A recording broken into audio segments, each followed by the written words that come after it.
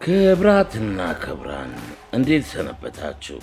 ይህ በአዲስ ንስር ሚዲያ አዘጋጅነት በሳምንት አንድ ቀን ወደ እናንተ የሚቀርብላችሁ የሌጀንዶቹ ድምፅ ፕሮግራማችን ነው። የዛሬ የሌጀንዶቹ ድምፅ እንግዳችን አቶ ወንደሰን ከበደ ይባላል።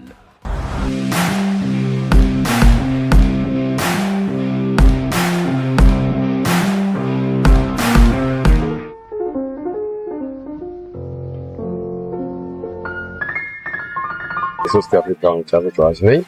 ይህ ዝግጅት እንግዲህ ኤስኤፍኤን 42 ዓመት አንጋፋ እድሜ ያለው ተቋምና ፌዴሬሽን ነው። ሙሳ ኳስ የምንጫወተው ማታ ማታ ደግሞ እራት እየበላን እንጆ እያደረገ ስፓን ስፖርት ስፓን ነውና የተረጋጋ ስብዕናና መልካም ባህሪው በሰዎች ዘንድ ከፍተኛ ተወዳጅነትን አስገኝቶለታል። በአቅራቢያው የሚገኙ ወዳጅ ዘመድ ጓደኞቹ ቤተሰብ ባወጣለት ወንደሰን በሚለው ስያሜ መጠሪያ ከሚጠሩት ይልቅ ወሰን ወይም ወሴ ብለው ይጠሩታል። ትህትና መገለጫው፣ ሰው አክባሪነቱ መታወቂያው፣ ደግነቱ መለያው ስለመሆኑ ብዙ ሰዎች በአንድ ድምፅ ምስክርነታቸውን ይሰጡለታል። ወሰን ውልደትና እድገቱ መሃል አዲስ አበባ በተለምዶ ጣሊያን ሰፈር ተብሎ በሚጠራው አካባቢ ነው። ጣሊያን ሰፈር ሲነሳ በስፖርት ቤተሰቡ ዘንድ ፋንዶ ሜዳ ይታወሳል። ለሀገሪቷ እግር ኳስ እድገት ትልቅ አስተዋጽኦ ማበርከቱም ይነገርለታል። ዛሬ ግን ሜዳው የቀደምት አገልግሎት መስጠቱን አቁሟል። ታዳጊ እግር ኳስ ተጫዋቾችን የማምረት ሂደቱን አቋርጧል። የሸገር ሜዳዎችን በመቀርጠፍ በሚታወቀው ኮንዶሚኒየም በሚሉት ቫይረስም ተበልቷል። ፋንዶ ሜዳ በቀደምት ዓመታት በርካታ ተጫዋቾችን ለዕውቅና አብቅቷል። የኤሌክትሪክ ክለብ ቀንደኛ ደጋፊ የነበሩት ሼሁ አላህ ነፍሳቸውን ሂራማቸውና ፋንዶ ሜዳ ያጠመደ አያጣቸውም። ለበርካታ ተጫዋቾች በክለብ መታቀፍም በሩን አሳይተዋል። ድልድይ ሆነውም አገልግለዋል። የኤሌክትሪክ ክለብና የኢትዮጵያ ብሔራዊ ቡድን የአጥቂ መስመር ተጫዋች የነበረው ልበ ተራራው ኤልያስ ጆሃር፣ አመለሸጋውና የመሃል ሜዳ ሞተሩ የመድኑ አብዲ ሰይድ ለዋቢነት ሊጠቀሱ ይችላሉ።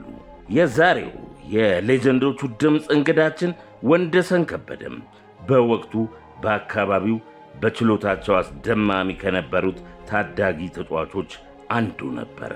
በእግር ኳስ ተጫዋችነቱ ገፍቶ ሊጓዝ ግን አልቻለም። ለዚህም አንድ ምክንያት ይቀርባል። በበርካታ የስፖርት አይነቶች ንቁ ተሳትፎ ማድረጉ ነበር ዋናው ምክንያቱ። በአትሌቲክስ፣ በእግር ኳስ፣ በመረብ ኳስ፣ በጂምናስቲክ ስፖርቶች በድንቅ ችሎታው ተወዳዳሪ ነበረ። በተለይ በመረብ ኳስ የነበረው ተሳትፎ ትልቅ አድናቆትን አተርፎለታል። ለቀበሌ ለከፍተኛና ዞን ተመርጦ የመጫወት ዕድልንም አስገኝቶለታል። ከዚህ ባለፈም በኢትዮጵያ የመረብ ኳስ ታሪክ ትልቅ ስም ባተረፉት አሰልጣኝ አለማየሁ ሸዋጣጥቅ ዓይን ውስጥ የመግባት ዕድልን ፈጥሮለታል። በወቅቱ የነበረው የአገሪቷ የስፖርት ፖሊሲ ደግሞ በእግር ኳስ እንዳይቀጥል እንቅፋት ሆነበት። አንድ ስፖርተኛ በአንድ የስፖርት አይነት ብቻ መወዳደር እንደሚገባው መመሪያው በጥብቅ ያስገድዳል። ወሰን በኢትዮጵያ የመረብ ኳስ ቡድን ተካቷል። አንድ የስፖርት ዘርፍ በብቸኝነት እንዲመርጥ በቀረበለት አማራጭ ለውሳኔ ተቸግሯል። በመጨረሻም የሚወደው እግር ኳስን ትቶ ጨርቄን ማቄን ሳይል በብሔራዊ ቡድን ደረጃ ወደ አስመረጠው የመረብ ኳስ ስፖርት ተጠቃለለ። ሰኞና ሰኔ ገጥሞ እንዲሉ ሌላ ፈታኝ ምርጫ ደግሞ ከፊቱ ተደቀነበት። ውሳኔ ማሳለፉ ለማንኛውም ሰው ሲበዛ ፈታኝ ነበረ። ወደ ዕውቅና ማማ ለሚንደረደር ወጣት ስፖርተኛ ደግሞ የፈታኝነቱ ደረጃ በጥፍ ይጨምራል። ወቅቱ የ12ኛ ክፍል መልቀቂያ ውጤት ይፋ የተደረገ ሰሞን ነበረ። የዛሬው የሌጀንዶቹ ድምፅ እንግዳችን ወሰን ከበደ ደግሞ ወደ ኮሌጅ የሚያስገባውን ነጥብ አምጥቷል። በኢትዮጵያ ወጣት የመረብ ኳስ ብሔራዊ ቡድንም ምርጫ ተመርጦ ልምምድ መስራቱን ቀጥሏል።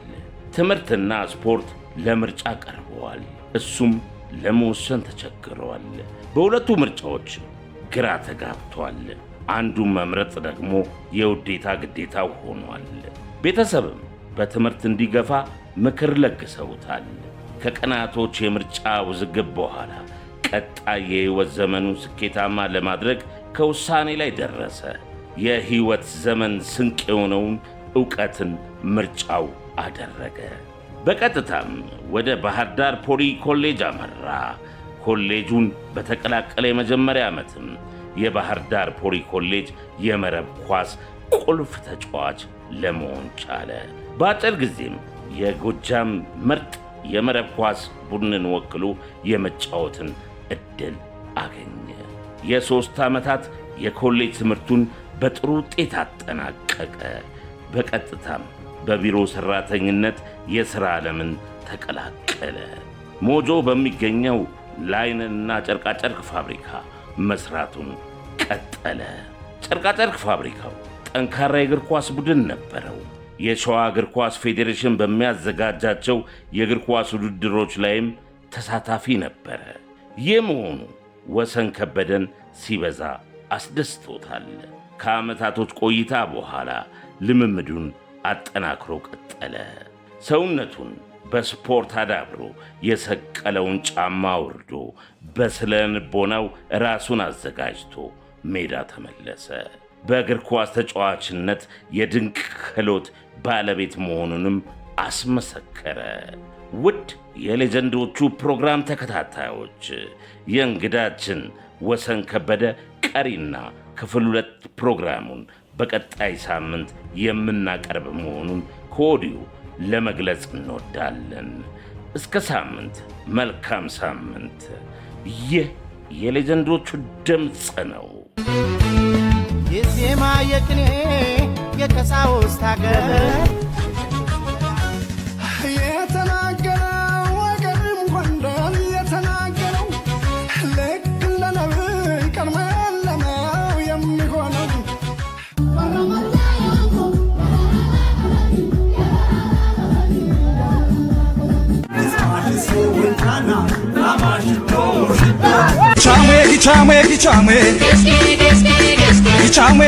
አደቀራ ጻላ ባባ ኤሬዛ ጎባ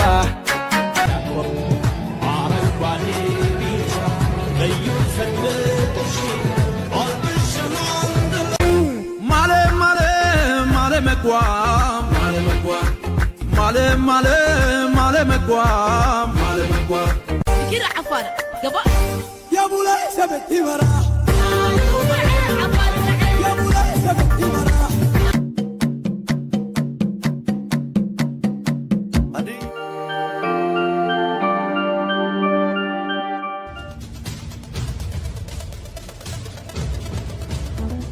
አዲስ ንስር ስፖርት እግር ኳስ፣ ቅርጫት ኳስ፣ አትሌቲክስ፣ ቦክስ፣ ሌሎችንም ስፖርቶች ይዳስሳል። ዘመን የማይሽራቸው መሳጭ ታሪኮች ይቀርቡበታል። አዲስ ንስር ስፖርት